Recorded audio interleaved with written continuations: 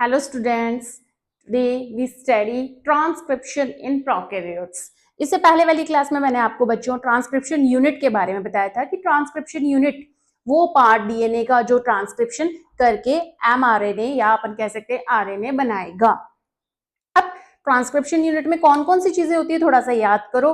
Promoter reason होता है, फिर आता है structural gene and then terminator. 3 चीज आपको याद रखें। प्रमोटर वो जगह जहां से इनिशिएशन शुरू होगा, स्ट्रक्चरल जीन जो मेन पार्ट है जो कोडिंग करेगा, और टर्मिनेट मतलब टर्मिनल एंड जहां पे जाकर हमारा ट्रांसक्रिप्शन रुक जाएगा और एमआरएनए वो अलग हो जाएगा। ठीक है, अब आज हम पढ़ते हैं ट्रांसक्रिप्शन इन प्रोकैरियोट्स।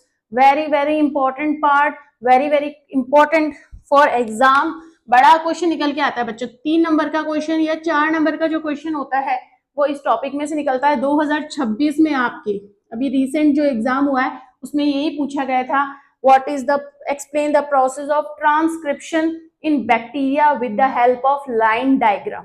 ठीक है, आपको डायग्राम के थ्रू प्रोसेस को समझाना था। इससे पहले भी लगातार 2022 की बात करो, 2024 की, 25 की और ये 26, इसमें अलग अलग तरीके से ट्रांसक्रिप्शन पे से क्वेश्चन पूछता है। तो बेसिकली जो मेन हम पढ़ेंगे वो है transcription in prokaryotes, transcription in bacteria. अब बैक्टीरिया सिंपल सा स्ट्रक्चर होगा, आपको पता है ये बैक्टीरिया का कि भाई कोई पर्टिकुलर मैम न्यूक्लियस होता नहीं है, न्यूक्लियोइड के नाम पे जेनेटिक मटेरियल एक जगह इकट्ठा है। तो बच्चों इसमें क्या होगा कि सिंपल काम करना है, एक ही प्रकार का आरएनए पॉलीमरेज एंजाइम सारे प्रकार के आरएनए बना देगा। तीनों तरह के आरएनए कौन कौन से होते हैं? 3 तरह के आरएनए, एमआरएनए, आरआरएनए और भाई टीआरएनए। तीनों को हम जानते हैं। ये तीनों आरएनए हमारे बैक्टीरिया के अंदर कौन बना देता है?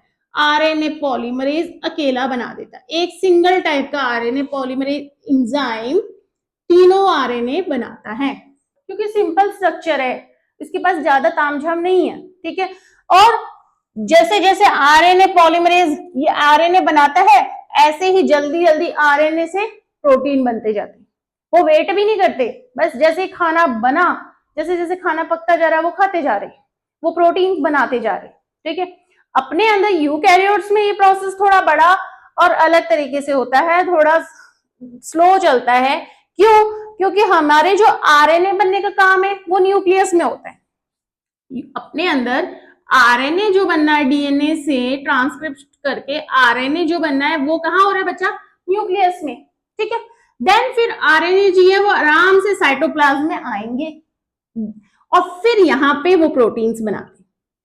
तो अपने ट्रांसक्रिप्शन तो चलता है न्यूक्लियस में, ट्रांसलेशन चलता है प्रोटीन में। अब बैक्टीरिया के पास दोनों अलग अलग कमरे नहीं है, एक ही बड़ा हॉल है, तो सारा काम वो एक जगह करते हैं। ठीक है, आपको बैक्टीरिया के अंदर कोई पर्टिकुलर न्यूक्लियस नहीं है, सारा काम उसके एक ही साइटोप्लाज्म के अंदर हो जाता है। ओके, चलो अभी पहले हम फोकस करते हैं transcription in prokaryotes, transcription in bacteria. Transcription का प्रोसेस है बच्चों वो 3 स्टेप्स में होगा।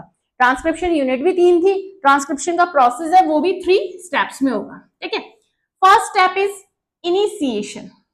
इनिशिएशन शुरुआत करना, कोई भी काम की शुरुआत इंपॉर्टेंट होती है।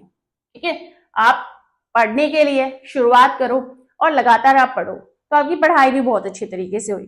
ठीक है, तो शुरुआत अच्छी होनी चाहिए, शुरुआत करना जरूरी है। ठीक है, एक बार आप काम शुरू करके तो देखो पूरा अपने अंजाम तक क्यों नहीं जाएगा।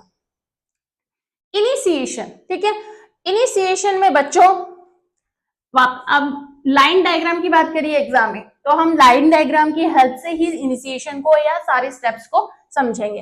जो सेकंड स्टेप बोलते हैं वो होता है आपका इलोंगेशन। इलोंगेशन, आगे बढ़ना। ठीक है, थर्ड इज टर्मिनेशन, टर्मिनेशन या एंडिंग। ठीक है, चलिए इनिशिएशन फर्स्ट स्टेप देखते हैं बच्चों। मैं इस तरीके से आपका ये डबल स्टैंडर्ड डीएनए बना रही हूं। इनिशिएशन स्टेप में थोड़ा सा अलग करने के लिए एक दूसरा ब्लू पेन यूज कर रही हूं। ओके, आपकी ये वाली स्ट्रैंड है 3-5 एंड दिस वन इज 5-3। याद करो, ट्रांसक्रिप्शन यूनिट प्रमोटर यहां आके जुड़ेगा। इनिशिएशन में क्या होता है बच्चों कि अपना DNA dependent RNA polymerase enzyme sigma factor की हेल्प से ये सिग्मा फैक्टर को साथ लेकर प्रमोटर के ऊपर जुड़ जाता है, प्रमोटर रीजन के ऊपर अटैच हो जाता है। ठीक है, इनिशिएशन करना मतलब शुरुआत करना। यहां आपके मान लो प्रमोटर है, ठीक है, प्रमोटर ये है sigma factor. RNA polymerase enzyme, RNA polymerase enzyme sigma factor के साथ प्रमोटर रीजन पर आके अटैच होता है, प्रमोटर रीजन पर आकर अटैच हो जाता है और इससे जो आरएनए पॉलीमराइजेशन है या ट्रांसक्रिप्शन का प्रोसेस है वो इनिशिएट कर देता है। कुछ भी याद नहीं करना, बस इतना से याद करना है, RNA polymerase enzyme sigma factor के साथ कहां पर प्रमोटर रीजन से जाकर जुड़ जाता है, अटैच हो जाता है, लिंक हो जाता है, ज्वाइन हो जाता है। ठीक है, इससे क्या होता है बच्चों, जो अपना ये डबल स्ट्रैंडेड डीएनए था इनके बीच की हेलिक्स टूटने लग जाती है। भाई पहले अपन को यही करना है, हाइड्रोजन बॉन्ड जो यहाँ बने हुए हैं उनको ब्रेक करना है, तो वही कर रहा है। ठीक है, आरएनए पॉलीमरेज सिग्मा फैक्टर के साथ आया तो यहाँ के जो बॉन्ड्स थे वो ब्रेक होने लग गए। ठीक है, हाइड्रोजन बॉन्ड्स टूटे, हेलिक्स अनवाइंड होने लग गया। अब आपको पता है 3-5 है, ये स्ट्रैंड टेम्पलेट के रूप में काम करेगा, टेम्पलेट के रूप में काम करेगा तो टेम्पलेट स्ट्रैंड कहलाएगा और धीरे धीरे टेम्पलेट के अकॉर्डिंग अपना डीएनए आरएनए बनता जाएगा, एमआरएनए। ठीक है, ये धीरे धीरे जैसे अनवाइंड होता गया और sigma factor RNA polymerase enzyme के साथ आगे बढ़ता जाएगा तो हम देखेंगे इलोंगेशन का प्रोसेस शुरू हो जाएगा। कैसे करवाते हैं अभी।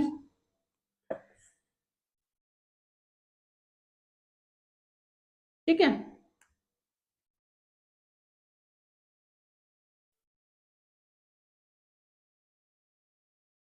अब मान लो आपका सिग्मा फैक्टर प्रमोटर रीजन तो यही रह गया, प्रमोटर रीजन का काम था सिर्फ शुरुआत करना। Sigma factor RNA polymerase enzyme के साथ यहां पहुंच गया, तो ऐसे जैसे जैसे ये यहां पहुंचेगा वैसे वैसे ये आरएनए भी तो बनाता जाएगा। ये यहां से बनाना शुरू किया इसने आरएनए इतना लंबा, ये आपकी 3' थी, 3-5 और जो आपकी अनदर स्ट्रैंड है वो है आपका 5-3। आरएनए कौन से डैश में बनेगा, 5' में। ठीक है, तो ये इतना बड़ा आरएनए आपका बनता जा रहा है, इलोंगेशन चलता जा रहा है, और ज्यादा अनवाइंड होती जाएगी, और ज्यादा बड़ा आरएनए बनता जाएगा बच्चों। कैसा, टेम्पलेट स्ट्रैंड के कोड्स को देखते हुए बनेगा। जैसा अगर यहाँ ए है तो यहाँ यू बन जाएगा, यहाँ जी है तो यहाँ सी बनता जाएगा।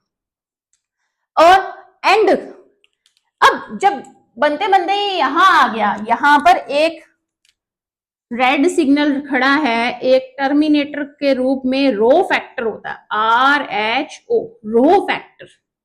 ठीक है, रो फैक्टर के पास जब आरएनए पॉलीमरेज पहुंच जाता है बच्चों तो वो कह देता है कि बस भाई अब मेरा डीएनए और यूज नहीं करना, अब और एमआरएनए नहीं बनाना, अब तू यहां से चला जा, अलग हो जा। ठीक है, तो भाई आरएनए जी है वो अपने यहां से अलग हो जाते हैं और सेपरेट हो जाते हैं। देखते हैं, तो इस प्रोसेस को बोलते हैं टर्मिनेशन। वापस से हम, ये आपका लाइन डायग्राम है, या जो डायग्राम बोलेगा एग्जाम में कि डायग्राम से समझाओ, तो आपको ऐसे समझाना बच्चों। दो आप पेन यूज कर सकते हो, एक पेंसिल एक ब्लैक पेन यूज कर सकते हो समझाने के लिए, तो आपको थोड़ा इजी हो जाएगा। ठीक है, ये आपका 5' था, ये 3'। बार बार याद करते रहो, 3-5 है मैम, वो हमारी टेम्पलेट है। ठीक है, हमारा जो एमआरएनए बन रहा है वो 5-3 डायरेक्शन में बन रहा है। अब बच्चों यहां पहुंचने पर, यहां पर आपका पाया जाता है टर्मिनेटर। क्या पाया जाता है, टर्मिनेटर में रो फैक्टर के साथ जब आपका आरएनए पॉलीमरेज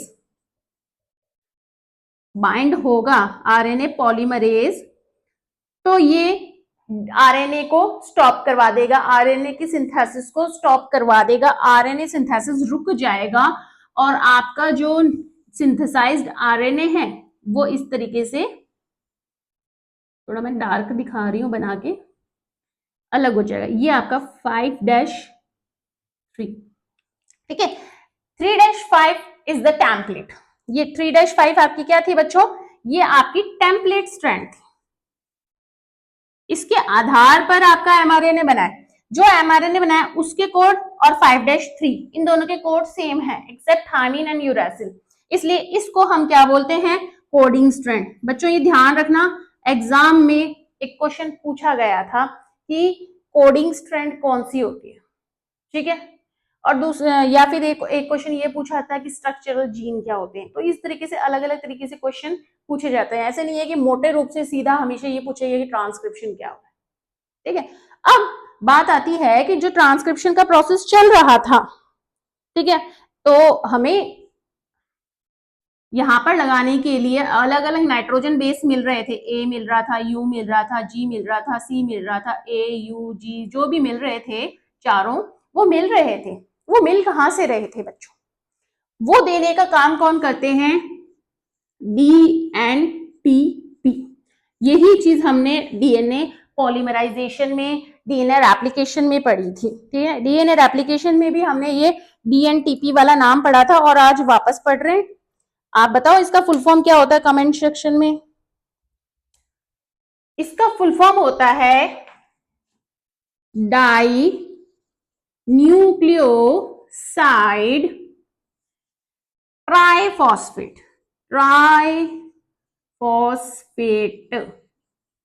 क्या काम होगा?